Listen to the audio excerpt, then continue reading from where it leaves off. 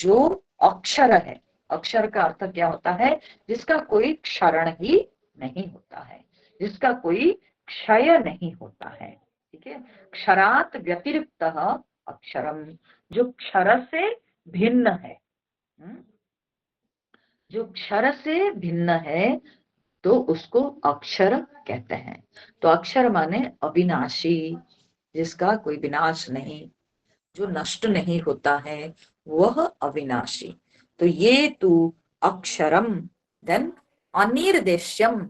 अनिर्देश्य मतलब क्या होता है ना, जिसको निर्देशित नहीं किया जा सकता है। ठीक है, जिसको निर्देशित नहीं कर सकते हैं। निर्देशित मतलब जिसको आप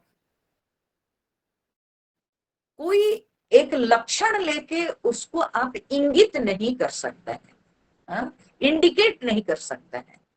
तो कोई भी चीज को हम इंडिकेट करने के लिए उसका कोई लक्षण लेके इंडिकेट करते हैं। ठीक है, जैसे कि मान लीजिए बगीचा में फूल है, आप कोई बच्चे को बोलते हैं कि जाओ बेटा तुम मुझे अपराजिता फूल लेके आओ, तो वो अपराजिता नाम नहीं जानता है, परंतु आप क्या कहेंगे उसको, आप उसका एक लक्षण लेके कि जाओ जाकर के वो जो पर्पल कलर का जो फ्लावर है ना, जिसमें एक पेटल दिखता है, पर्पल कलर का फ्लावर है, तुम वो वाला फ्लावर लेके आओ। तो वो तुरंत जाके 10 तरह के फ्लावर्स में से वो पर्पल कलर का वन पेटल जैसे दिखने वाला वो फ्लावर को वो पहचान जाएगा और लेके चला आएगा। तो ये क्या हुआ ना, आप एक लक्षण बताए, उसका एक रंग बताए, एक उसका जो है ना कि आकार बताए, तो उससे वो पहचान गया और जाके वो ले आता है। सो कोई एक लक्षण किसी वस्तु का हो तो आप उसको निर्देशित कर सकते हैं, किसी एक लक्षण से निर्देशित। हाँ, दुनिया में जितनी वस्तुएं हैं उन सबके कोई ना कोई लक्षण है जिससे उन वस्तुओं को निर्देशित किया जा सकता है। परंतु भगवान कहते हैं कि ये वो तत्व है जिसको निर्देशित नहीं किया जा सकता है, किसी भी लक्षण से निर्देशित नहीं किया जा सकता है। हमारे शास्त्र में कहा जाता है 5 प्रकार के लक्षणों से मुख्य रूप से वस्तुओं को निर्देशित किया जा सकता है। वे 5 लक्षण क्या होते हैं? एक होता है जाति। तो जाति का अर्थ क्या होता है?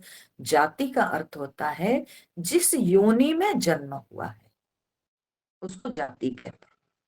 ठीक है, जिसमें हमारा जन्म हुआ है, जो योनि में, उसको कहते हैं जाति। जैसे हम मनुष्य जाति है, पक्षी जाति है, पशु जाति है। ठीक है, ये अलग अलग सब जाति।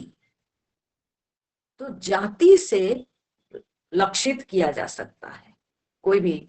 मान लीजिए किसी प्राणी को आप निर्देशित करते हो तो आप उसको, अब भाई अगर मान लीजिए कि आ, हम अगर ये कहेंगे बेल, ठीक है, हम कहेंगे बेल, तो कोई पूछेगा ये बेल क्या चीज है? बेल तो आप एक संज्ञा आप प्रयोग किए। ठीक है, तो बोले बेल क्या है? तो आप कहेंगे कि बेल जो है वो वृक्ष जाति है, उद्भिद जाति है। ठीक है, तो मतलब क्या हुआ ना, एक तरह का पेड़ है। देशी भाषा में हम कहें तो कहेंगे हम एक तरह का वो पेड़ है। तो चलिए, अब क्या है, सारी और चीजें दिमाग से हट जाएगी। अब एक ही बात रहेगी, क्या है कि एक पेड़ है, मन में एक पेड़ आया। फिर वहां से फिर और धीरे धीरे जो है ना, आप उस उस चीज को पर्टिकुलर, इन पर्टिकुलर अगर उस चीज को इंगित करना चाहेंगे तो फिर और कुछ आप लक्षण उसमें लीजिएगा। ऐसे करते करते धीरे धीरे जो है ना, एक वस्तु को स्पष्ट रूप से इंगित किया जाता है। तो इसलिए जाति, तो जाति के द्वारा हम कोई प्राणी को, कोई भी प्रकार के जो है संसार में जीव जंतु, इन सबको हम इंगित करते हैं।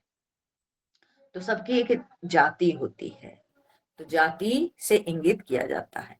उसके बाद क्या होता है ना, गुण से इंगित किया जा सकता है।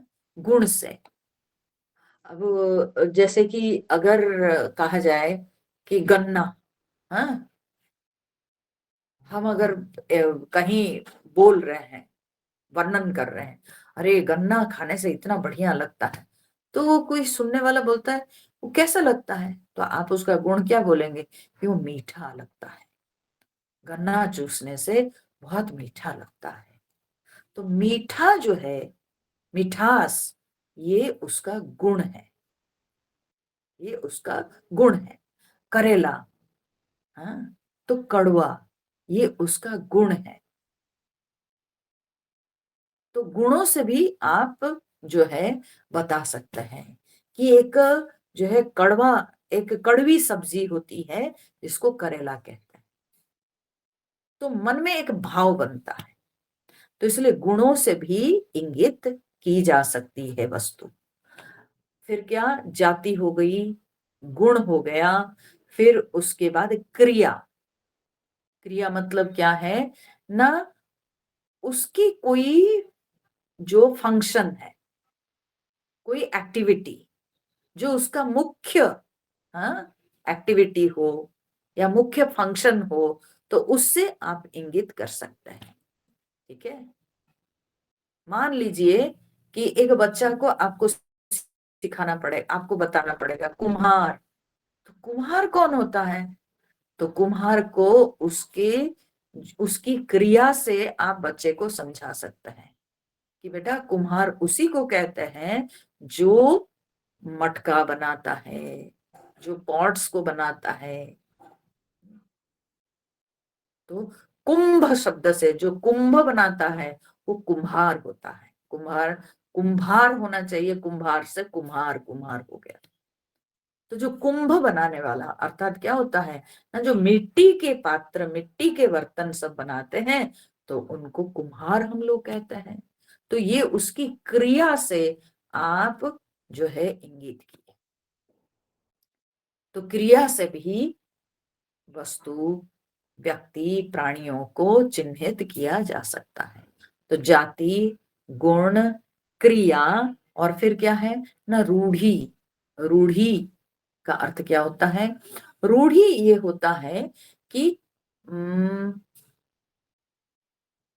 रूढ़ी है कि एक माने प्रचलित, एक नाम जो प्रचलित हो गया है, एक एक एक कोई परिवेश में, कोई परिस्थिति में, हाँ, कोई चीज अगर बनी है, तो वो क्या होता है, उस परिवेश के अनुसार, उस परिस्थिति के अनुसार वो उसका एक नाम बन जाता है।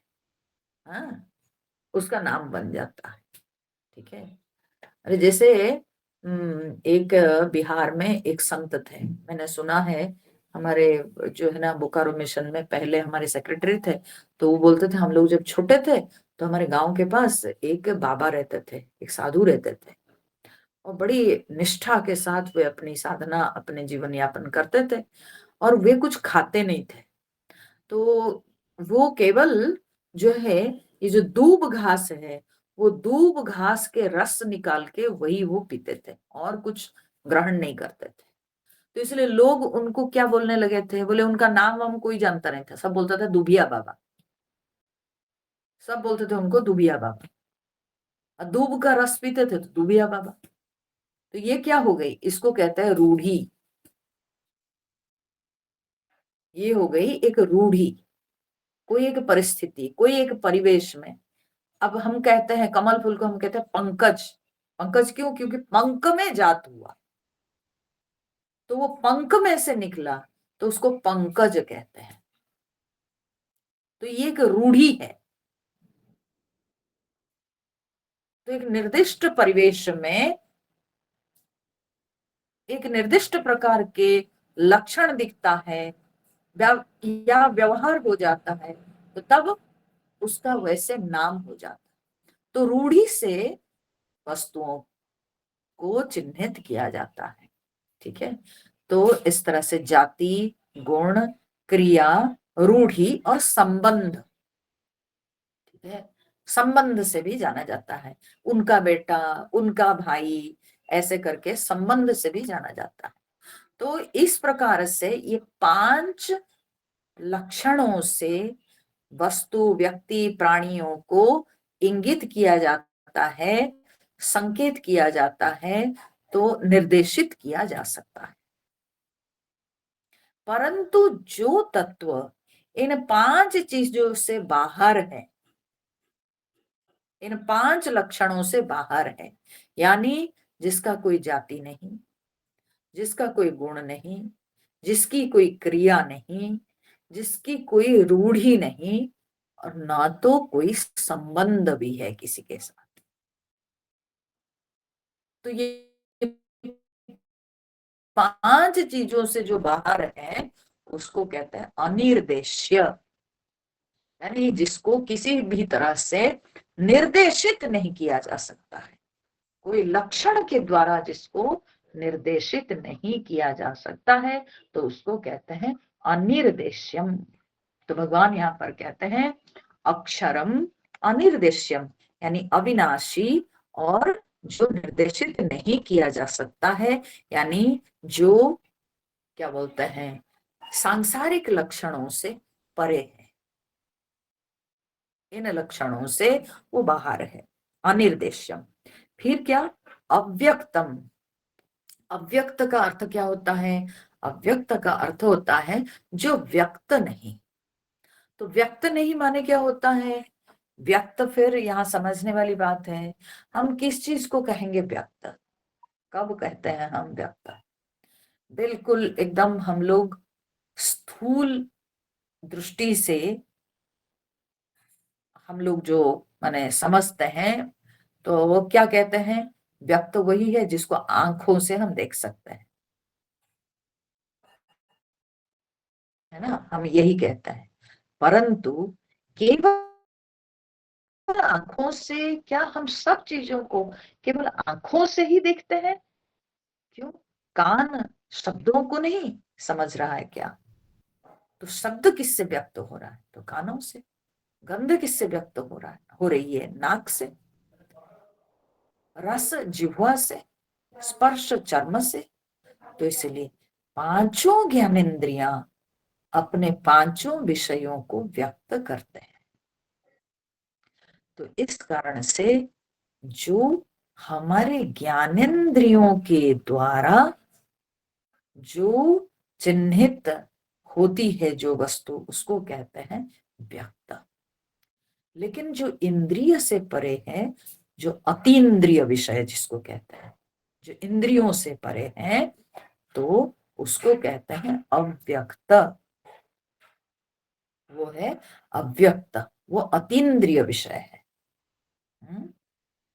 भगवान श्री कृष्ण गीता के 6ठे अध्याय में बोले थे, 2 शब्द का प्रयोग किए थे। 2 शब्द क्या थे? ना बुद्धि ग्राह्यम अतीन्द्रियम, ये 2 शब्द वहां पर आए थे। बुद्धि ग्राह्यम अतीन्द्रियम, इंद्रियों से परे, परंतु how that is recognised, how that atma is understood.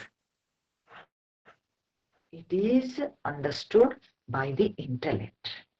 बुद्धि ग्राह्यम, बुद्धि से वो ग्राह्य है, अर्थात बुद्धि के विचारों से वह समझ में आता है, परंतु वह इंद्रियों के द्वारा ग्रहण योग्य नहीं है। तो इंद्रियों के द्वारा वह ग्रहण योग्य नहीं होने के कारण उसको कहा जाता है अतीन्द्रिय। वो अव्यक्त है, वो व्यक्त नहीं होता है। तो जो इंद्रियों के द्वारा ग्राह्य नहीं, इंद्रियों के दृष्टिगोचर जो नहीं होता है, तो उसको कहा जाता है अव्यक्त।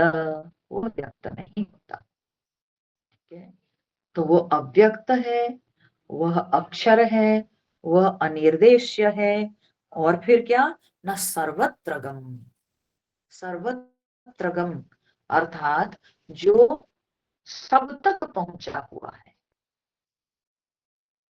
जिसकी पहुंच सब तक है, सर्वत्र, हर जगह है, जो प्रवेश कर सकता है, जिसकी अबाध गति है, जिसकी गति बाधित नहीं होती है, जिसकी कोई रोक टोक नहीं, तो वो है सर्वत्रगम। सर्वत्रगम का अर्थ यह भी हो सकता है कि वो सर्वव्यापी है, सर्वव्यापी है। अच्छा, क्यों सर्वव्यापी, कैसे वो हो जाता है सर्वव्यापी? आप इस विषय में सोचिए कि कोई भी वस्तु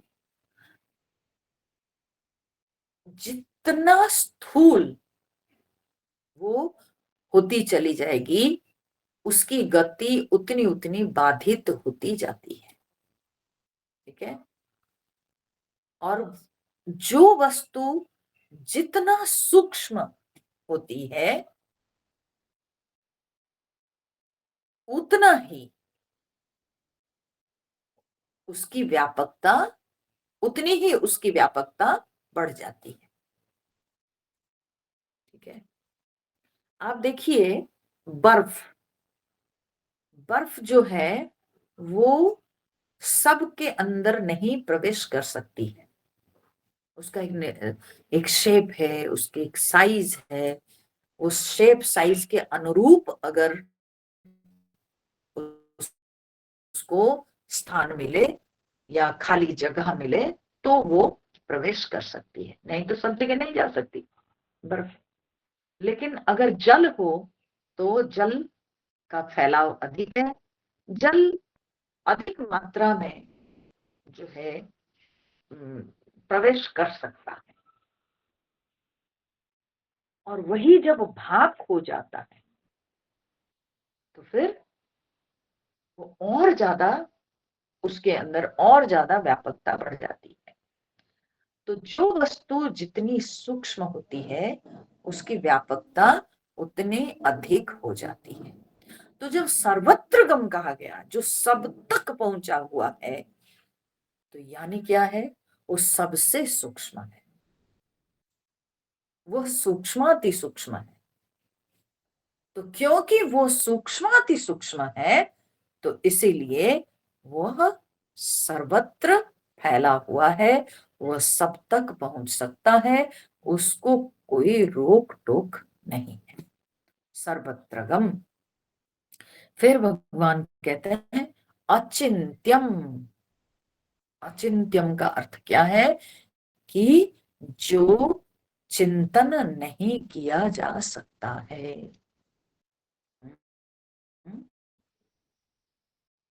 जो चिंतन नहीं किया जा सकता है, अचिंत्यम।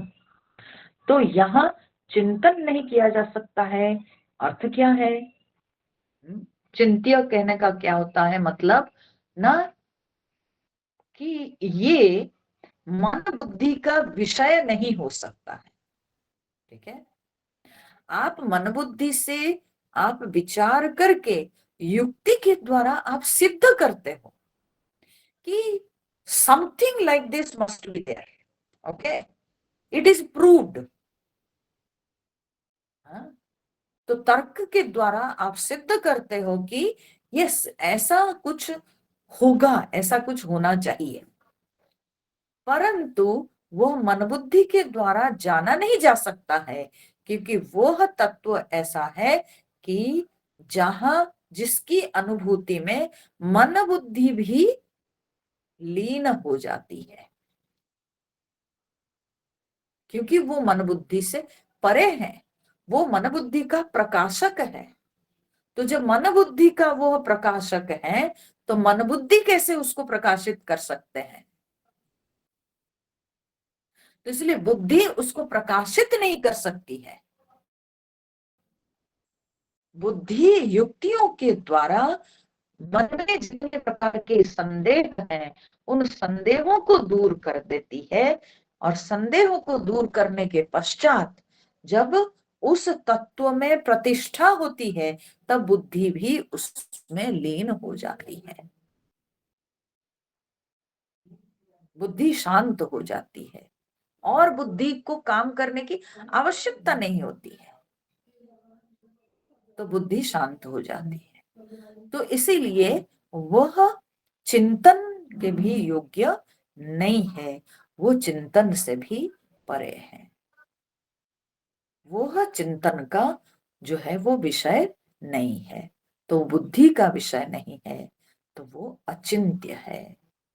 तो इस प्रकार से भगवान कहते हैं कि अक्षर अनिर्देश्य अव्यक्त सर्वत्रगम अचिंत्यम, हाँ, कूटस्थम अचलम ध्रुवम। कूटस्थम, कूटस्थम माने जो कूटवत स्थित, ठीक है। अब ये कूट शब्द के ना बहुत सारे अर्थ हैं। कूट का अर्थ होता है, देखिए, कूट का अर्थ होता है पर्वत, कूट का अर्थ होता है जो लोहार के पास, हाँ, लोहार के पास वो जो लोहा बनाता है, हाँ, गरम लोहा को जिस लोहे के ऊपर रख करके, हथौड़ा से पीट पीट करके उसको आकार देता है, वो जो नीचे वाला जो लोहा है उसको कहते हैं कूट, उसको कहते हैं कूट। तो जो नीचे वाला जो लोहा रहता है वो लोहा का कोई परिवर्तन नहीं होता है, वो ज्यों का त्यों रहता है, उसको कूट कहते हैं। तो पर्वत को कूट कहते हैं, लोहार के पास उस लोहा को कूट कहते हैं। कूट का मतलब छल होता है, ठीक है, कूट कपट, टेढ़ापन, तो कूट उसको भी कहते हैं। तो ऐसे कूट के बहुत प्रकार के अर्थ निकलते हैं। तो अगर भगवान यहाँ पर क्या कहते हैं ना, कूटवत स्थिता, कूटस्थ माने कूटवत स्थिता। कूटवत स्थिता कहने का अर्थ है जैसे लोहार का जो लोहा होता है, उस लोहे पर कितने ऐसे लोहे जिनको आकार मिला है ना, कितना परिवर्तन हो रहा है, परंतु भोग जो है परिवर्तित नहीं होता है, वो अपरिवर्तनीय है। अगर हम लोहार के लोहा पे ध्यान देंगे तो वो अपरिवर्तनीय है, कूटस्थ। कूट अगर हम पर्वत के रूप से लेंगे तो पर्वत क्या है ना, सालों पहले पर्वत जहां था आज भी वही है, तो पर्वत में चलन नहीं है, वो मूवमेंट नहीं है, पर्वत अचर है। तो इसलिए कूटवत स्थित यानी वो अचल है। परंतु यहाँ पर इसलिए हम अचल नहीं कहेंगे क्योंकि इसके नेक्स्ट वर्ड अचल है ही, ठीक है, इसके नेक्स्ट वर्ड अचल दिया हुआ है। तो इसलिए हम लोग कूटस्थ शब्द से यही लेंगे कि जो परमात्मा अपरिवर्तनीय है, जिसका कोई परिवर्तन नहीं है, ठीक है, कूटस्थम। और कूटस्थ का, कूट का अर्थ क्या होता है, और कूट का अर्थ होता है जिसको कहता है टेढ़ापन, है ना। तो कूटवत स्थित, कूटवत माने जैसे कि टेढ़ा। तो ये जो आत्म तत्व है इसको बहुत इजीली कोई समझ नहीं पाता है। भगवान गीता में भी बोले हैं, नाहम प्रकाश सर्वस्य योग माया समावृत। मैं सबकी सबकी बुद्धि के प्रकाश में नहीं आता हूं क्योंकि मैं योग माया से ढका हुआ हूं। तो इसीलिए परमात्मा को प्राप्त करना, अनुभव करना, ये सबकी बुद्धि के बस में नहीं होता है। तो जैसे कि भगवान कहीं पता नहीं टेढ़ी गली में रहते हैं, तो ईश्वर तत्व को, ईश्वर स्वरूप को समझना ये आसान नहीं। तो कूटवत स्थित, बहुत माने क्या बोलते हैं, बहुत टेढ़ा मेढ़ा रास्ता, ऐसे टेढ़े मेढ़े रास्ते से जाकर परमात्मा प्राप्त होते हैं। कूटस्थ, कूटस्थम, तो भगवान अपरिवर्तनीय है। और भगवान जो है क्योंकि माया से ढके हुए हैं, तो इसलिए भगवान को पहचानना, प्राप्त करना, उन तक पहुंचना ये बहुत कठिन है। कूटस्थम। फिर अचलम, अचल का अर्थ होता है कि जिनका कोई चलन नहीं होता है, जिनकी कोई गति नहीं है। ठीक है, जिनकी कोई गति नहीं है। उपनिषद कहती है तदेजति तन्नेजति, हाँ, तद्दूरे तद्वंतिके। हम लोग ईशावास्य उपनिषद में पढ़ते हैं। तत् एजति तत् न एजति, वो चलता है वो नहीं चलता है। मतलब क्या है? इसका अर्थ यही है कि जो अज्ञानी लोग हैं उन लोगों को तो लगता है जैसे कि परमात्मा चलते हैं। क्यों चलते हैं, ऐसा लगता क्यों है? क्योंकि वो यही सोचते हैं कि अरे मैं चल रहा हूं, मैं चल रहा हूं। वो जो समझते हैं अपने मन के चलन से, शरीर के चलन से, वो अपने आप को सोचते हैं कि मैं देह हूं, मन हूं, तो इसलिए देह चलता है मैं चलता हूं, मन चलता है मैं चलता हूं। परंतु जो ज्ञानी लोग हैं उन लोगों का अनुभव क्या है ना, अचल, जैसे सूर्य भगवान चलते हुए से लगते हैं। परंतु जो वैज्ञानिक लोग हैं, जो लोग इस पर बहुत परीक्षण निरीक्षण किए हैं, वो लोग कहते हैं नहीं, सूर्य भगवान तो स्थिर है, उनका कोई चलन होता नहीं है। तो चलन किसका होता है ना, जो जो पृथ्वी में, जो ग्रह में हम लोग हैं, वो ग्रह का चलन होता है। तो इसीलिए ऐसे लगता है जैसे कि सूर्य भगवान का चलन होता है।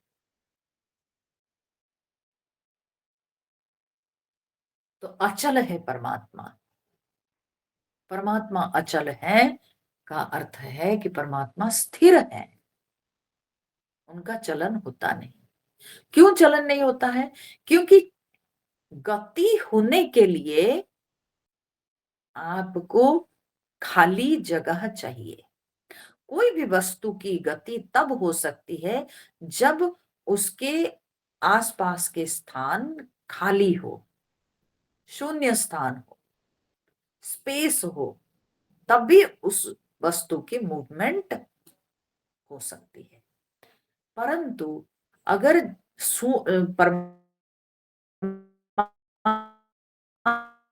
आत्मा के बारे में हम सोचेंगे तो उनके लिए तो शून्य स्थान का ही नहीं है, ही इज एवरीवेयर। तो जब परमात्मा सर्वत्र विद्यमान है तो फिर उनकी गति कैसे हो सकती है, कहाँ होगी? गति वही हो सकती है जहां पर एक वस्तु एक पॉइंट से दूसरे पॉइंट तभी जा सकती है कि वो एक पॉइंट पे है परंतु दूसरे पॉइंट पे वो नहीं है, तो उस पॉइंट तक उसकी गति हो सकती है। परंतु परमात्मा तो सर्वत्र विद्यमान है, तो इसलिए उनकी गति कैसे होगी? तो ईश्वर की गति होती ही नहीं है। तो इसलिए अचलम, परमात्मा अचल है। कूटस्थम अचलम ध्रुवम, ध्रुव मतलब क्या है ना, शाश्वत, चिरंतन। तो ध्रुव या शाश्वत जो कहा जाता है, it is with reference to time. अचल जो है विथ रेफरेंस टू स्पेस। तो परमात्मा समय में चलते नहीं है ना। हम लोग समय के अनुसार हम लोग बढ़ते चले जाते हैं, आगे बढ़ते चले जाते हैं, है ना। शरीर की वृद्धि होती है, फिर धीरे धीरे क्षय होता है, फिर समय के अनुसार धीरे धीरे धीरे धीरे ये शरीर का नाश भी हो जाता है।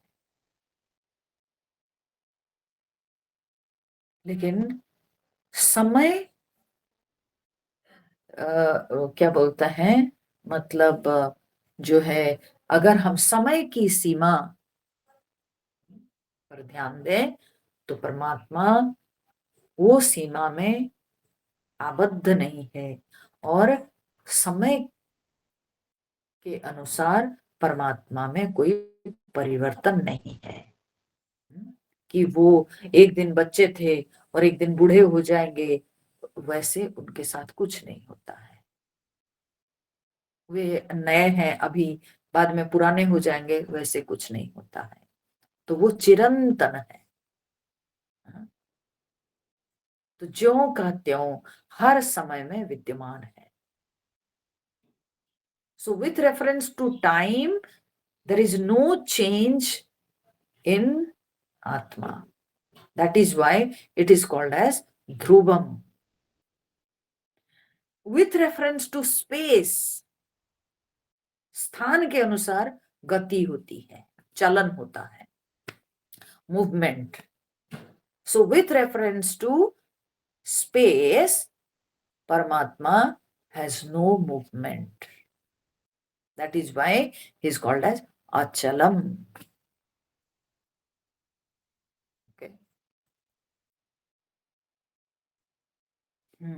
And with reference to object, time, space, and object, these are the three limitations. ये जो है ये तीन सीमाएं हैं, ये तीन बाधक तत्व है। हम समय से बाधित होते हैं, एक समय में है, दूसरे समय में हम रहेंगे नहीं, हम चले जाएंगे। एक स्थान में है, दूसरे स्थान में हम नहीं रहेंगे। एक रूप में है, हम दूसरे रूप में नहीं हो सकता है। अगर मेरा ये एक निर्दिष्ट आकार का शरीर है, so this is an object, okay, and this particular object called as body, it has got a particular shape. So एक निर्दिष्ट शेप के निर्दिष्ट गुणों से युक्त ये एक पर्टिकुलर ऑब्जेक्ट है और ये डिफरेंट है than other bodies. So that is why ये जो हम लोग ये तीन प्रकार की सीमाओं से हम लोग बाधित होते हैं, सीमित होते हैं। We are conditioned by these three conditionings. One is time, second is space, third is object. So with reference to time, God said that Dhruvam, Paramatma Dhruva hai. With reference to space, Lord Krishna says he is Achalam. And with reference to object, he is Kutastham. Object का change होता है, वस्तुओं में परिवर्तन होता है, shape का परिवर्तन होता है, कुछ में उसमें क्षय होता है, बट कूटस्थ जो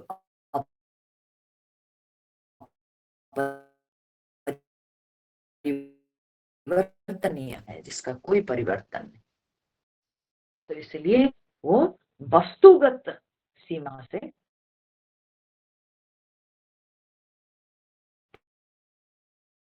परे।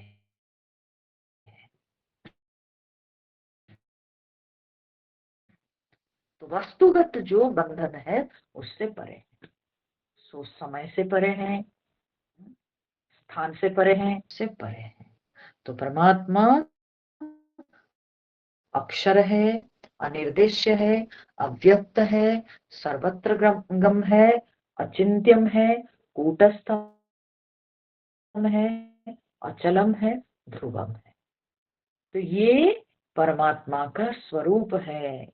निर्गुण निराकार उपासना इस तत्व पर की जाती है, इस तत्व की उपासना की जाती है, जो तत्व को निर्देशित नहीं किया जा सकता, जो तत्व व्यक्त नहीं है, जो तत्व कूटस्थ है, जो तत्व ध्रुव है, जो तत्व अचल है, उस तत्व की उपासना। तो उपासना माने यहाँ क्या होगी? यहाँ उपासना का स्वरूप क्या होगी? यहाँ उपासना का स्वरूप केवल ध्यान, क्योंकि जिसका कोई आकार नहीं, कोई लक्षण नहीं, आप उसको फूल चंदन नहीं दे सकते हैं, आप उसको छू नहीं सकते हैं, आप उसको पकड़ नहीं सकते हैं, आप उसके लिए ना गा सकते हैं ना कह सकते हैं, कुछ नहीं। तो उस तत्व का क्या हो सकता है? केवल ध्यान। तो निर्गुण निराकार उपासना शब्द जब आती है, निर्गुण निराकार उपासना का अर्थ क्या है? चिंतन और ध्यान, मनन ध्यान। तो इसलिए निर्गुण निराकार उपासना का जो स्वरूप है वो बताते हैं भगवान। जो उसका ध्येय तत्व है, वो ध्येय तत्व के स्वरूप बताए इस श्लोक में भगवान। वह कहने के पश्चात भगवान अब बताते हैं कि उसके जो उपासक होते हैं उनके लक्षण क्या होना चाहिए। सब लोग तो इसको कर नहीं सकते हैं, ध्यान करने के लिए भी कोई योग्यता तो चाहिए ना। तो भगवान यहाँ कुछ मुख्य बातें बताए हैं। ऐसे तो भिन्न भिन्न शास्त्रों में भिन्न भिन्न प्रकार की योग्यताएं दी गई है, तो भगवान यहाँ पर चंद योग्यताओं के नाम लिए हैं। तो क्या कहते हैं? पहली योग्यता बोलते हैं संनियम्य इंद्रिय ग्रामम। दूसरी योग्यता भगवान कहते हैं सर्वत्र समबुद्धया। और तीसरी योग्यता भगवान कहते हैं सर्वभूत हितेरता। ये तीन योग्यताएं भगवान बताते हैं निर्गुण निराकार उपासकों के लिए। तो पहले भगवान कहते हैं कि संनियम्य इंद्रिय ग्रामम, सम्यक नियम्य इंद्रिय ग्रामम। इंद्रियों के जो गांव है, ग्राम मतलब गांव, तो इंद्रियों के गांव कौन सा है? इंद्रियों के गांव है शरीर, है ना। Body is the village of all senses. All senses are residing in this body only. तो इसलिए इंद्रिय ग्राम मतलब क्या हुआ? इंद्रिय ग्राम सुनने से बड़ा सुंदर लगता है, लेकिन उसको अगर और सरल करके हम बता दें, so it is actually body. तो भगवान जब कहते हैं कि इंद्रियों के गांव को नियंत्रित करके, संनियम्य मन नियंत्रित करके, इसका तात्पर्य होता है कि हम शरीर के ऊपर पूरा कंट्रोल रखें। We should have full control over our body.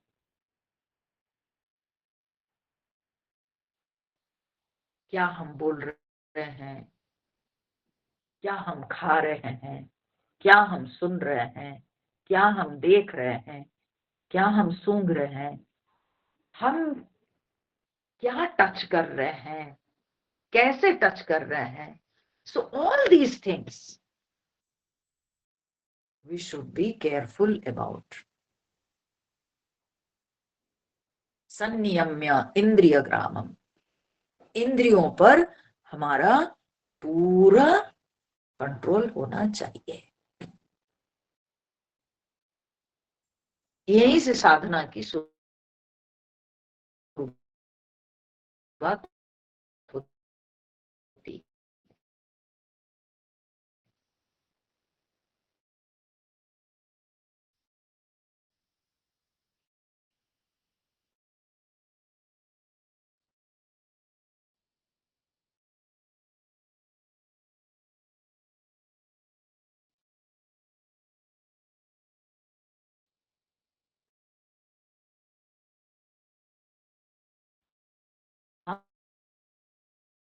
हम अपनी साधना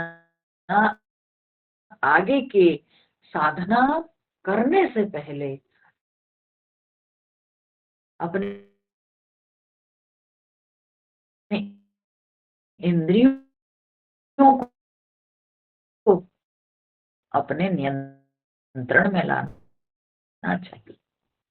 अगर हमारी इंद्रियां हमारे नियंत्रण में नहीं आती है तो फिर मन को नियंत्रण में लाना बहुत कठिन होता है। इसलिए साधकों को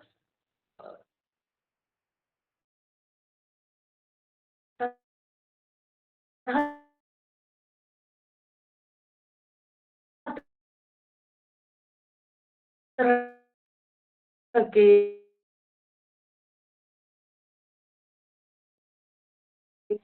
क्या बोलते हैं, प्रैक्टिस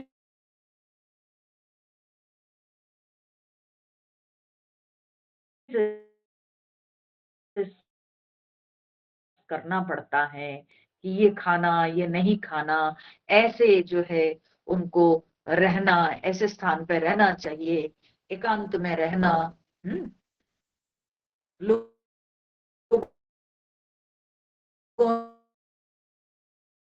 से जो मिलना होता है उसके ऊपर भी नियंत्रण रखना चाहिए। बहुत ज्यादा लोगों के बीच जाना, बहुत ज्यादा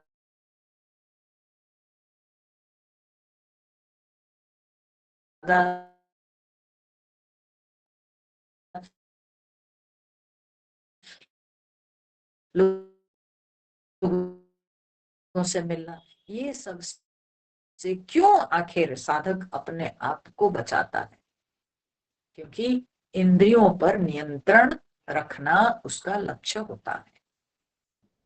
अगर हम विषयों में रमेंगे तो हमारी इंद्रियां एक्सट्रोवर्ट हो जाती है और फिर इन इंद्रियों के द्वारा मन भी चंचल होता है। और जब विषयों का बहुत अधिक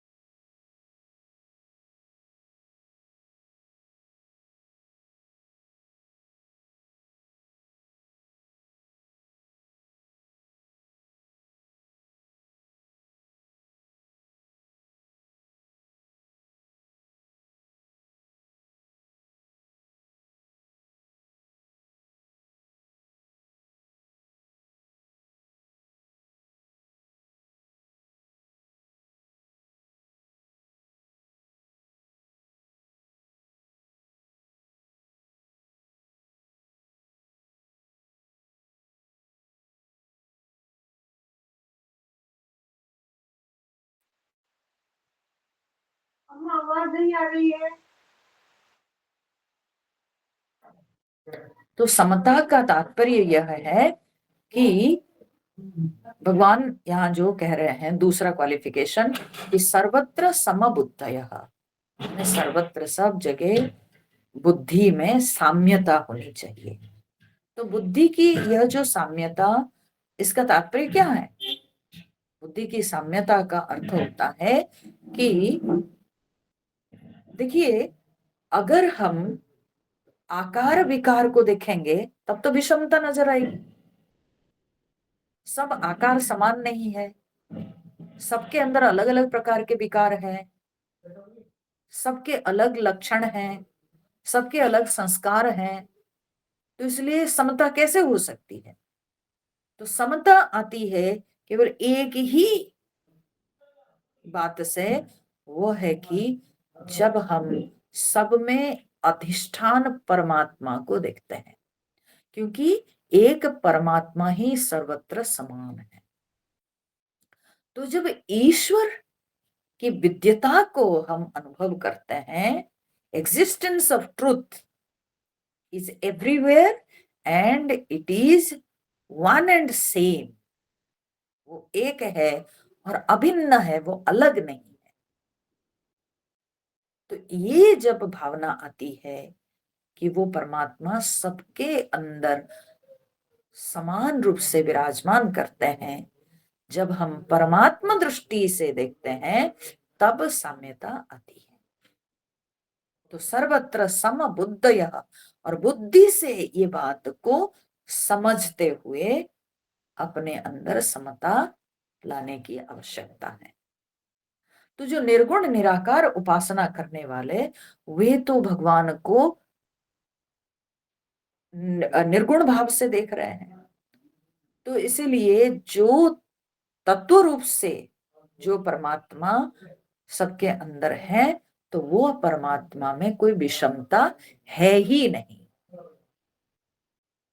तो जाति, धर्म, वर्ण, हाँ, ये सब विशेषता उसमें है नहीं। तो जब ये सब विशेषता नहीं है, वो परमात्मा निर्विशेष है, निर्विशेष ब्रह्म है।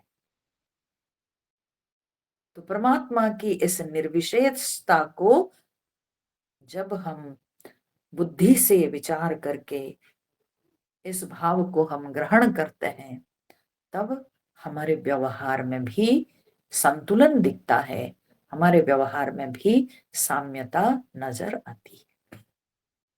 तो सर्वत्र समबुद्धयः, तो उपासक ऐसे होते हैं, निर्गुण निराकार उपासक, जो कि सब जगह अपनी विषमता को त्याग करके रहते हैं। उनके अंदर कोई विषमता दिखती नहीं। उनके लिए एक भिखारी जितना है, एक धनी, एक राजा भी वैसे ही है। उनके लिए राजा और रंक दोनों एक है। उनके लिए ब्राह्मण और शूद्र दोनों एक ही है।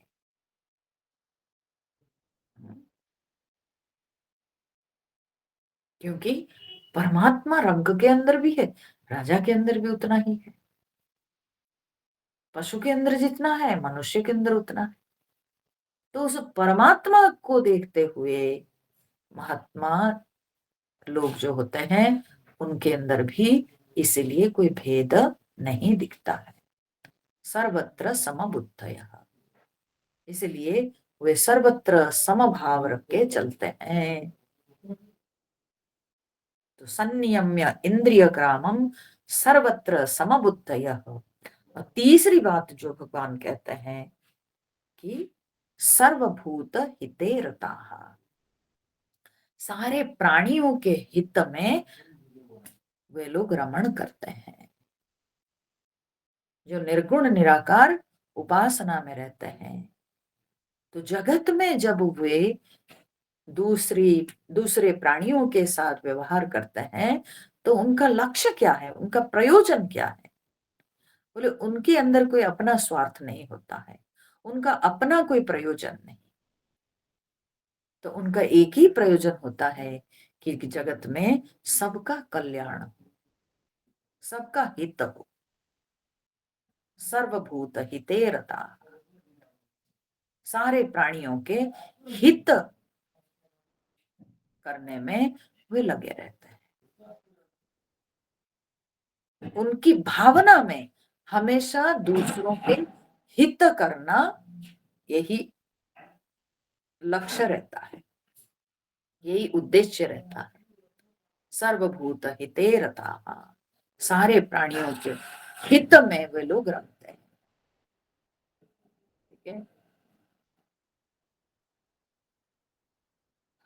भगवान व्यासदेव जी महाभारत ग्रंथ के अंत में कहते हैं, महाभारत की रचना करने के बाद, महाभारत पूरी तरह से, महाभारत ग्रंथ को लिखने के बाद अंत में जाकर भगवान व्यासदेव जी कहते हैं श्रूयताम धर्म सर्वस्वम श्रुत्वा चैवावधार्यताम आत्मनः प्रतिकूलानि परेशां न समाचरेत्।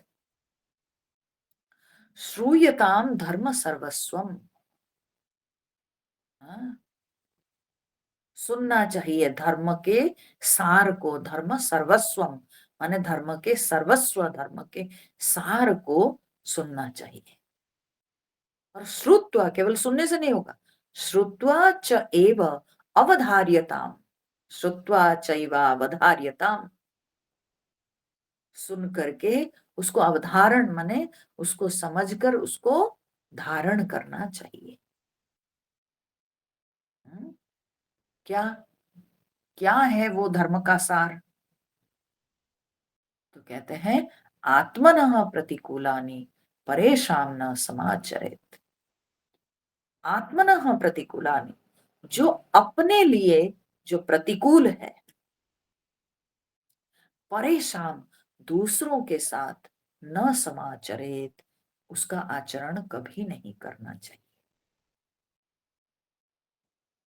जो अपने को अच्छा नहीं लगता है, जो अपने लिए सहन करना कठिन है, तो उसको दूसरे के साथ कभी आचरण नहीं करना चाहिए। आत्मनः प्रतिकूलानि परेशान न समाचरेत।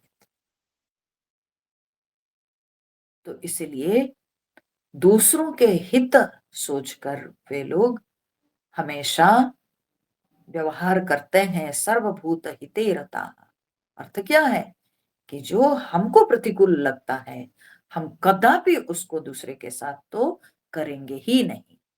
और उसके साथ साथ किसी के लिए अगर और भी कुछ बात जो कि उसके हित में है, तो वह भी हम करने का प्रयास करेंगे, वो भी हम उसके साथ प्रयास करेंगे। तो इसको कहते हैं कि दूसरों के हित में हमेशा रमे रहना। सर्वभूत हिते रता। तो ऐसे जो निर्गुण निराकार उपासना करने वाले होते हैं, भगवान कहते हैं कि ये उन उपासकों का लक्षण है। तो ऐसे लक्षण वाले जो उपासक होते हैं, वे भगवान को निर्गुण निराकार तत्व रूप से ध्यान करते हुए अंत में वे क्या प्राप्त करते हैं? जो साधना करते हैं, वो साधना का गंतव्य क्या है? उस साधना से उनको क्या फल मिलता है? तो भगवान कहते हैं ते प्राप्नुवन्ति माम एव। ते मतलब वे लोग, माम एव प्राप्नुवन्ति, वे मुझे ही प्राप्त करते हैं। तो भगवान यहाँ जब कहते हैं कि मुझे ही मतलब यहाँ पर किसको इंगित कर रहे हैं, ये समझने की बात है। यहाँ पर भगवान असलियत में अर्जुन को बताते हुए अपना स्वरूप को संकेत कर रहे हैं। हाँ? मुझे ही मतलब जो मेरा स्वरूप है अर्जुन, उसको ये उपासक सब प्राप्त करते हैं। यहाँ कृष्ण रूप की बात नहीं, बल्कि भगवान यहाँ पर अपना स्वरूप को इंगित कर रहे हैं कि माम एव माने मुझे ही, यानी मेरा स्वरूप को ही वे प्राप्त करते हैं। उनका गंतव्य मैं ही हूं। और वो मैं कौन? ना ब्रह्मा स्वरूप, जिसका कोई आकार नहीं, जिसका कोई रूप नहीं, वैसे अरूप अनाम परमात्मा माम एव ते प्राप्नुवन्ति, वे सब मुझे ही प्राप्त करते हैं। तो उनका ये गंतव्य हुआ। तो यहाँ पर भगवान ने जो 3 बातें बताई कि उपासना का स्वरूप क्या है, उपासकों के लक्षण क्या है, और फिर जो उपासकों का जो गंतव्य है, जो प्राप्तव्य है, वो क्या है, क्या उनको प्राप्त होता है, उपासना का फल क्या है। तो उपासना का फल है कि ब्रह्म के साथ, ब्रह्म तत्व के साथ एकता हो जाती है। प्राप्त करना मतलब क्या होता है यहाँ पर?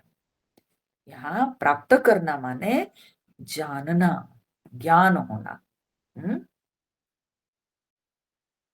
तो यहाँ पर जानना, उसको जान लेना, उसको उसके साथ एक हो जाना। ठीक है। तो यहाँ प्राप्त करना ये नहीं है जैसे हमको फल मिल गया, हम कोई एप्पल हो गया, कोई जो है अनार हो गया, तो हम हाथ में ले लिए, है ना, तो हमको फल मिला, हम पकड़ लिए हैं फल को। तो वैसी प्राप्ति नहीं है। यहाँ प्राप्ति मतलब क्या है ना, ज्ञप्ति। प्राप्ति का अर्थ है ज्ञप्ति मात्र, मतलब it is just the spark of knowledge that happens, so realisation takes place. यहाँ पर अनुभूति प्राप्त होती है। तो भगवान कह रहे हैं कि वे मुझे ही प्राप्त करते हैं, यानी मेरा अनुभव उनको प्राप्त होता है। ते प्राप्नुवन्ति माम एव। अब ये कहने के बाद भगवान नेक्स्ट श्लोक में अर्जुन को कहते हैं कि अर्जुन, ये तो तुम समझ गए ना, अब इसके बाद ये जानो कि ये मार्ग बड़ा कठिन है, ये सहज नहीं है। क्यों? क्योंकि जो वस्तु का कोई लक्षण नहीं, उस वस्तु को जानना, जो वस्तु को निर्देशित नहीं किया जा सकता, लक्षित नहीं किया जा सकता, उस तत्व को समझना बहुत कठिन होता है। जब तक हम देह भाव में हैं, जब तक हमारा देहाभिमान बना हुआ है, तब तक वह तत्व को जानना ये बहुत कठिन है। वो नेक्स्ट श्लोक में भगवान कह रहे हैं, क्लेशोऽधिकतरस्तेषाम् अव्यक्तासक्तचेतसाम् अव्यक्ता हि गतिर्दुःखम् देहवद्भिरवाप्यते। क्लेशोऽधिकतरस्तेषाम् अव्यक्तासक्तचेतसाम् अव्यक्ता हि गतिर्दुःखम् देहवद्भिरवाप्यते। भगवान कह रहे हैं क्लेशः अधिकतरः तेषाम, तेषाम माने उनके लिए, उन सब के लिए। किन सब के लिए? ये जो निर्गुण निराकार उपासक होते हैं, जो केवल ध्यान करते हैं परमात्म तत्व को, तो उन सब के लिए क्लेशः अधिकतरः माने अधिक उनके लिए कठिनाइयां हैं। अव्यक्त आसक्त चेतसाम, तेषाम अव्यक्त आसक्त चेतसाम, उन अव्यक्त तत्व में आसक्त चित्त वालों के लिए। ठीक है, अव्यक्त परमात्मा में आसक्त माने लगे हुए, तो अव्यक्त परमात्मा में लगे हुए मन वालों के लिए, अंतःकरण वालों के लिए अधिक कठिनाइयां हैं। ये बात को समझ लो, सहज नहीं है, ये बहुत कठिन है। अव्यक्ता ही गतिर दुखम, भगवान कहते हैं अव्यक्ता ही गतिर दुखम। अव्यक्त मार्ग में हमेशा जो यात्रा, गति मतलब यात्रा, the journey in this path is very difficult. अव्यक्ता ही गतिर दुखम, बहुत पेनफुल, है ये जर्नी। अव्यक्ता ही गतिर दुखम, कब तक, टू व्हाट एक्सटेंट, बोले देहवत भी ही अवाप्यते, देहवत भी ही, जब तक देहाभिमान है, देहवत माने जब तक देह बुद्धि है, देह भाव है, तब तक यह यात्रा कठिन है। क्योंकि अगर हमारा लक्ष्य शरीर पर है, देह सुख, देह के जो स्वार्थ पूर्ति, इन चीजों में अगर हम डूबे रहेंगे, तो फिर जो परमात्मा देह से परे, जो परमात्मा शरीर से परे, उस परमात्मा को प्राप्त करना बहुत कठिन है। उस परमात्मा को जानना बहुत कठिन है। ठीक है। देहासक्ति, क्योंकि जब ब्रह्म तत्व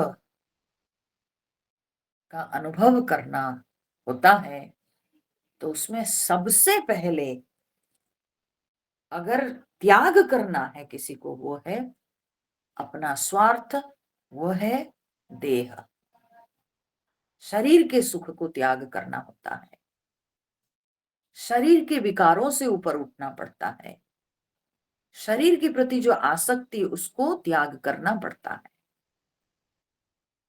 बिना देहासक्ति को छोड़े, बिना देह सुख को छोड़े, बिना देहाभिमान को छोड़े कि मैंने किया, मैंने किया, मैंने किया, ठीक है,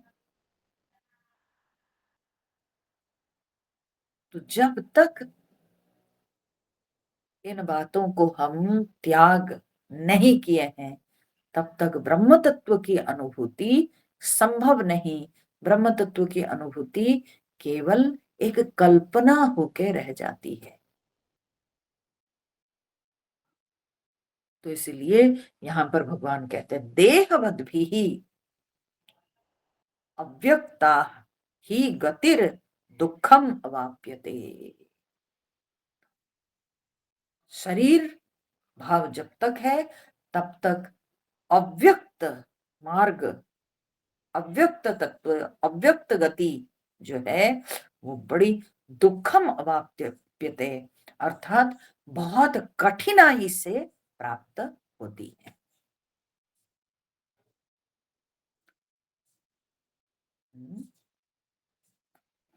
तो इसलिए संसार में अधिकतर लोग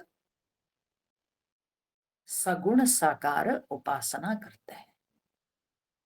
निर्गुण निराकार उपासना करने वाले कम होते हैं, विरल होते हैं। अधिक से अधिक लोग सगुण साकार उपासना करते हैं। क्यों? क्योंकि सगुण साकार उपासना में एक आलंबन होता है, निर्गुण उपासना में कोई आलंबन नहीं। सगुण उपासना में एक आलंबन होता है, एक रूप होता है, कोई आकार होता है, कुछ लक्षण होता है, तो उसको हम लोग पकड़ के आगे बढ़ सकते हैं। सगुण साकार उपासना को हम कंसीव कर सकते हैं, हम माइंड में, मन में उसको धारण कर सकते हैं। जैसे कि भगवान श्री कृष्ण की लीलाओं का हम श्रवण करते हैं, तो हमारा मन उसको ग्रहण कर पाता है। राम जी की लीलाओं को हम अध्ययन करते हैं, तो हमारा मन उसको धारण कर पाता है कि हाँ, क्योंकि हम सबकी जिंदगी में वे वे घटनाएं सब घटती है, तो इसलिए हम समझते हैं अच्छा भगवान के साथ भी ऐसे ऐसे हाँ घटनाएं घटी थी, तो इसलिए हम उसको ग्रहण कर पाते हैं, धारण कर पाते हैं। तो इसलिए सगुण साकार उपासना जो है, उसको कंसीव करना वो आसान होता है, वेरएज निर्गुण निराकार उपासना को कंसीव करना डिफिकल्ट होता है। ये क्या है, क्या बताया जा रहा है, ये बहुत डिफिकल्ट होता है, ये होता नहीं। तो सगुण उपासना में एक आलंबन होता है, निर्गुण में वो नहीं। सगुण उपासना को धारण करना आसान होता है, निर्गुण उपासना को धारण करना सहज नहीं होता है। सगुण उपासना जो है, हम अपने देह भाव को, माने वही देह भाव को हम भगवान को समर्पित करके कर सकते हैं। ठीक है, हम भगवान को समर्पित करके वो कर सकते हैं। जैसे कि हम स्नान करते हैं, तो हम वो स्नान को भगवान को ध्यान में रख के कर सकते हैं। हम इसलिए स्नान करते हैं कि ये शरीर पूजा के योग्य बनेगा। तो स्नान रहा, परंतु भाव बदल गया। हम सोते हैं, हम इसीलिए सोते हैं कि हम उठ करके फ्रेश होके हम भगवान की पूजा कर सकते हैं, बहुत अच्छा से हम भगवान के लिए भगवत कर्म को अच्छा से निभा सकते हैं। तो हम सोए, लेकिन भाव बदल दिए। तो इसलिए यहां पर देह भाव को त्यागने की जरूरत नहीं, केवल देह भाव को जो है भगवान की तरफ मोड़ देने की जरूरत है। ठीक है, तो निर्गुण निराकार उपासना में देह भाव चलता ही नहीं, परंतु सगुण उपासना में वो हो सकता है। तो भगवान इस कारण से यहाँ पर कहते हैं कि अव्यक्ता ही गतिर दुखम देहवद्भि ही अवाप्यते। सगुण साकार उपासना में जो उपासक होते हैं वो भगवान की शरण में रह करके आगे बढ़ जाते हैं कि भगवान हमारा उद्धार करेंगे। पर निर्गुण उपासना में अपने बल से करना होता है, खुद के बल से, आत्मबल से उठना पड़ता है।